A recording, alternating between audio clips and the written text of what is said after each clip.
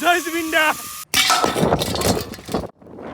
মাই god জীৱনত কেতিয়াও এনেকুৱা এক্সপিৰিয়েঞ্চ কৰি পোৱা নাই মানে আপুনি কি ভাল পায় সেয়া কওক এনেকুৱা মজা মজা এডভেঞ্চাৰ নে প্ৰাকৃতিক সৌন্দৰ্যৰে ভৰপূৰ এনেকুৱা এটা ধুনীয়া পৰিৱেশ নে টেষ্টি খানা কাৰণ এই সকলো পাব এই ঠাইখনত আৰু গুৱাহাটীৰ পৰা মাত্ৰ 3 ঘণ্টা দূৰত আছে নমস্কাৰ মই Bibhuti welcome to Konka the village resort ইয়াতে এন্ট্ৰি কৰাৰ লগে লগে মোৰ লাভ এট ফাৰ্ষ্ট চাইট হৈ গ'ল কি ধুনীয়া সেউজীয়া পৰিৱেশ তাতে আৰু ৰিজৰ্টখনৰ পিছফালেৰে বৈ গৈছে নদীখন এই ভিউটো মানে মোৰ ফেভৰেট ভিউ ঠাইখনৰ নেচাৰৰ লগতে ইয়াতে কিন্তু নেক্সট লেভেল এডভেঞ্চাৰো আছে giant swing zipline ATV bikes horse riding sky cycling Burma bridge fishing নানা ধৰণৰ ইনডোৰ গেমছ মুঠতে এডভেঞ্চাৰ আৰু স্পৰ্টছ ভাল পোৱাসকলৰ বাবে ঢেৰ বস্তু আছে ঘূৰি ফুৰি এডভেঞ্চাৰ কৰি উঠি ভোক লাগিলে খাবৰ বাবে ইয়াতে কেফে আৰু ধুনীয়া ৰেষ্টুৰেণ্ট এখনো আছে breakfast lunch dinner Indian Chinese সকলো পাই যাব ইয়াতে বাৰ এখনো আছে এনেকুৱা এটা পৰিৱেশত যদি থাকিব বিচাৰে ইয়াতে ধুনীয়া ৰুমো এভেইলেবল আছে ইমান ধুনীয়া শান্ত পৰিৱেশ এটাত থাকি কাৰ ভাল নালাগিব কওকচোন